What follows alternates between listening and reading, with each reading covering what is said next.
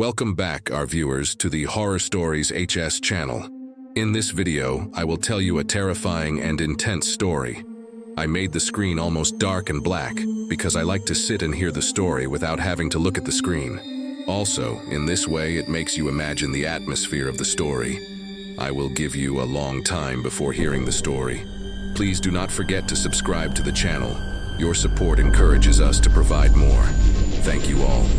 The most powerful and exciting horror story that you should not read alone. The first story, the strangest horror story with a sad ending. The story talks about the Kurain, who is the strongest type of jinn because he can know what you are thinking and what you are doing. In a quaint New York neighborhood, young Jimmy lived with his modest yet joyful family. His father, Alfred, worked tirelessly to provide, while his mother, Betty, was the heart of their home. Little Kitty, his sister, filled their days with laughter. At 11, Jimmy found solace in painting, a world where colors danced away from his reality. School was Jimmy's canvas of gray. Bullies painted his days bleak. Even teachers scoffed at his art, dismissing his passion. One day, heavy-hearted, he pleaded with his mother, "I wish to change schools." Her promise to discuss it with his father was a small comfort. That night, as tears blurred his reflection, Jimmy's mirror unveiled a sinister twin, a ghastly echo known as the Kurain. This powerful jinn knew Jimmy's every thought and move. As the reflection twisted into a monstrous visage, Jimmy fainted, succumbing to fear. Hours later, he awoke to an eerie silence, his cries unheard, drowned by the specter's presence. The Kurain whispered, "Fear not, I am your counterpart." Despite its reassurances, Jimmy trembled, obeying its cryptic warning not to incite its wrath. 5 years passed, and Jimmy, now a teenager, navigated high school's labyrinth.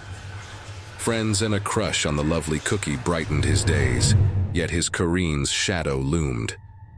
A lunchtime encouragement from Kitty to speak to Cookie ended in embarrassment, leaving Jimmy to flee home, his heart heavy. As night fell, Jimmy's reflection morphed once more, revealing his sinister double. Panic sent him racing to his room, but the Kurain was already there, a terrifying sight that plunged him into darkness. Awakening amidst flames, Jimmy rushed to warn his family, but as the Kurain emerged, fire engulfed everything. Desperate calls for help went unanswered. The Kurain's maze ensnared them. Their home became their pyre, and the Kurain's fiery rage consumed them all, leaving nothing but ashes and the echo of a haunting tale. The second story. In the rural heartlands of Egypt and the wider Arab world, whispers of the Nada still echo, a legend as old as the fields themselves. This enigmatic figure, shrouded in the cloak of folklore, has been the subject of countless tales, each more varied than the next. Some say she is a siren, her beauty unmatched, luring men with a voice sweeter than the rarest honey, only to vanish with them into the unknown. Others speak of a vengeful spirit, a specter of wrath seeking retribution against those who wronged her. Her visage, too, is a matter of debate. To some, she appears as a maiden clad in white, the very picture of innocence. To others, she takes the form of a beast or a ghastly apparition, a warning to all who dare cross her path. Despite the differing accounts, one thread remains constant. The Nadaha is a peril to men, a danger that commands caution, lest they fall prey to her enchanting call or venture too near. Yet, for all the fear she inspires, no scientific evidence supports her existence. She remains a myth, a tale spun to frighten children or explain the unexplainable. Still, the legend of the Nada lives on, a belief held fast by many. Stories of her vengeance, real or imagined, circulate in hushed tones. A tale of a beautiful girl, slain by her own kin, whose spirit emerged to exact vengeance upon men. A story of a woman, radiant and wed to wealth, betrayed by her husband for another, her spirit rising to seek justice. A narrative of a man entranced by a haunting melody, who followed the sound and was never seen again. The Nadaha has even transcended oral tradition to inspire works of art and literature, such as The Legend of the Nadaha by Ahmed Khaled Taufik, the play The Nadaha by Mohammed Salmawi, the film The Nadaha directed by Atef El Tayeb. Thus, the Nadaha endures, woven into the fabric of popular culture in the Egyptian countryside and beyond, a legend as alive today as it ever was. The third story, The Box That Attracts Demons. It was a rainy and cold night. Lena sat watching TV while her brother Maher slept in his room. Suddenly, she heard a noise outside, prompting her to get up and see what was happening. Opening the door, she found no one. But as she was about to close it, she noticed a beautiful golden box with intricate drawings on the ground. But who left it here and why? Lena wondered. What mystery did this marvelous box hold? And who left it on the ground outside her door? Lena returned inside, clutching the box in her hand, leaving it on the table as she went upstairs to sleep. A laughter woke Lena, and she thought it was her brother. But when she got up to see, Maher had already left for work. The box she found at night was nowhere to be seen. Where is it? Lena asked herself. She went back to her room to get ready for work, and there she found the box on her bed. It wasn't here a moment ago, Lena said to herself. And Maher isn't here. What's going on? Lena began to suspect the origin of the box and decided to find out something about it. In the town where Lena lived, there was an antique dealer who collected rare and mysterious items. The antique dealer was drawn to everything, mysterious about things, and was very interested in finding answers. Lena took the box to the antique dealer, and when he saw it, he recognized it. Antique dealer, who gave you this box, Lena? Lena, someone left it at my doorstep. Antique dealer, did you see anyone? Lena, no. Antique dealer, have you opened it? Lena, no. And the man explained, do not open it and get rid of it, despite its beauty and golden appearance. It is a cursed object containing a demon that grants your wishes, but ultimately makes you pay with your life. How do I get rid of it?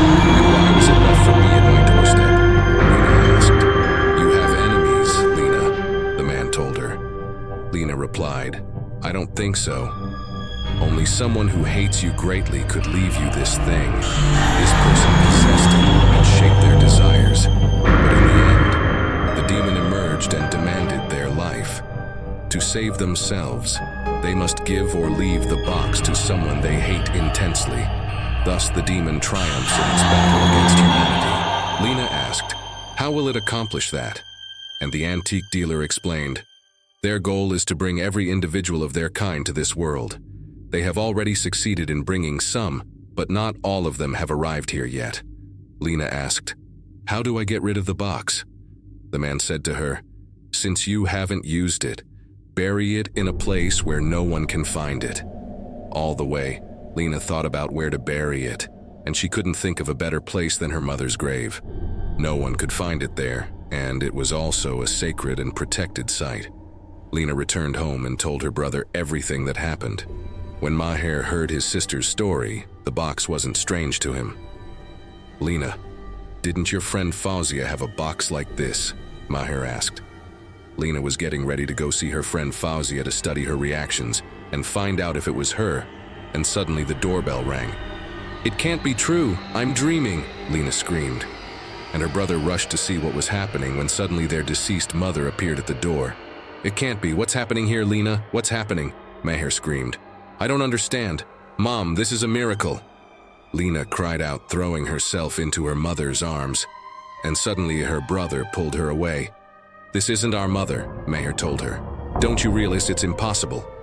The mother looked at them quietly without saying anything, but her gaze was different from the one her mother usually had. Lena quickly went to see the antique shop, explaining what happened. Where did you bury the box, Lena? The man asked her. In my mother's grave, no one has found it there, Lena replied. On the contrary, Lena, all wishes are hidden in graves, the last wishes of the dead. Your mother crafted her final wish when she died, and it was to see you and your brother again. Now what you need to do is find who left it to you, and together make a wish not to find this box before the demon fulfills more wishes. The antique dealer advised, but it was too late when she went out. Everyone was running, and the news warned of the presence of strange creatures. Lina stared in shock, and suddenly she met her friend Fozzie. Without hesitation, she said to her, "What have you done? What did you bring?" And Fozzie screamed, "Everyone loves you and admires you. You are younger and more beautiful than me. You are educated and sophisticated. I have been envious every time I saw you. Every time I smelled your perfume, or saw you wearing new things. All this envy in your heart for years?" Lina said, "I never hurt you or did anything bad to you." At that moment, the demon emerged from the box, saying with a terrifying laughter, "But envy is a wonderful sin." Lina asked the antique dealer, "What can we do to stop this?" "There's nothing you can do now. It should have been humans who prevented this before, but they forgot the good and focused on the